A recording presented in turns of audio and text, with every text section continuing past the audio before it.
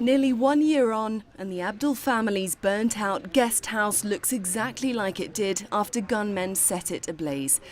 The night of the attacks in Mpeketoni, Mrs. Abdul, as she's asked us to call her, was in another city when she received a desperate phone call from her husband. He told me, now there's a gang came here. It is still downstairs. I can see them. The whole building is on fire. The bank is on fire. Our hotel is on fire. And there are gunshots, okay? Then the phone went off, so they tried to shoot him 3 times. Afterwards, there was a very big lorry there. He tried to hide himself to look if he can challenge them, but he said, no, these people, they had a lot of machines, and there are a lot of them, around 50 of them. So he said, no, I should run away. Some believe the attacks were coordinated with the help of insiders. According to witnesses, the gunmen were dressed in police uniforms. Around 100 people were killed in and around Mpeketoni. Mrs. Abdul's husband and 2 children survived. Several public buildings managed to repair the damage in a few months, but for others, it's been much more difficult. I'm trying to rebuild my business like it was before, but it is not. So we would like the government to help us, at least a little amount for us to go on with our life. In some parts of town today, it's difficult to imagine the terror that was unleashed on this community. But in others, it's easy to see why it's still so difficult for some people to move on.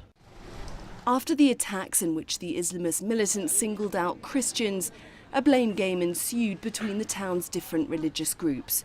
An interfaith committee was quickly set up to prevent the situation from escalating. Today it holds regular meetings to try and bring the community together. There are still some elements of not trusting one another. There are still some feelings from some individuals that this thing was organized from within. We need to bring our people together so that we, first of all, know how to defend ourselves. Lamu County and Kenya's government have pledged to compensate victims of the attacks, but months later, people are still waiting. Muhammad Ali is one of them. He hid dozens of people in his home as the attackers arrived, opening fire on civilians. His business was razed to the ground. I can't say that I'll make it as it was, because as you see now, even the customers, some have run away. The government promised us, they brought us different officials here to come and supervise and see the damages, and they have calculated the amount of every premises which was brought down or which was damaged. But up to now, nothing has been given to us by the government. The community here is trying its best to rebuild and move on with limited resources. Lamu's leaders are calling on the national government to intensify security in the region, especially if the current curfew is lifted. For now, though, people continue to live day by day.